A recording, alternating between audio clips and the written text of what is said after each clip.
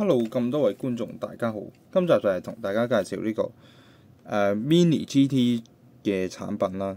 咁就係呢個 Nissan Skyline GT-R Group A 嘅12號車。咁就佢呢度就寫住係1993年嘅 Japan Touring Car 嘅 Championship。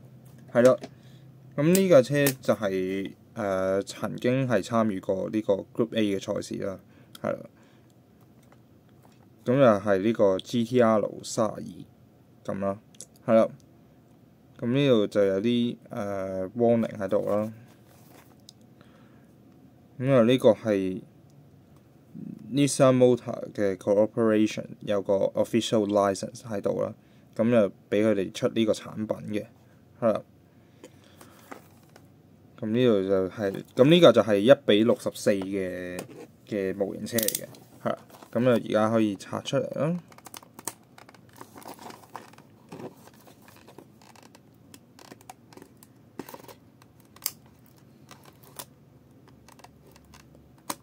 係啦。咁我之前呢就好少買呢啲 Mini GT 嘅產品啦，係啦。咁啊，想儲下呢啲車所以就入咗手。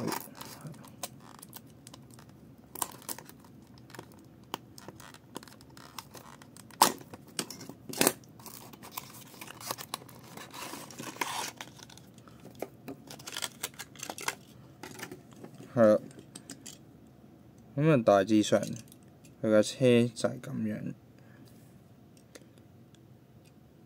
係啦，咁喺 YouTube 其實經常性係見到呢架12號賽車嘅，係啦。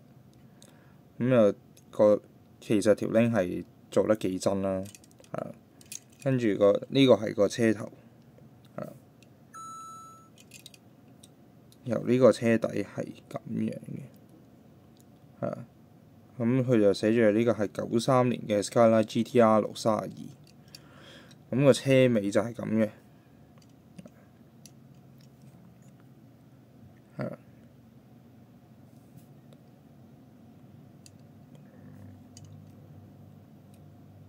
咁啊，右軚車嚟㗎啦，有個倒後鏡。跟住死氣喉係呢邊出嘅，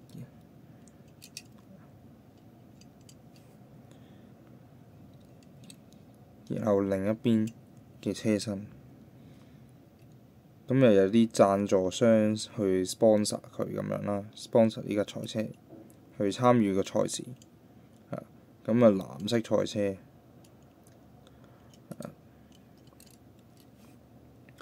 係啦，咁。今集嘅介紹就嚟到呢度啦，鍾意呢條片就記得 like 同記得 subscribe 我嘅 channel，我哋下集再見，拜拜。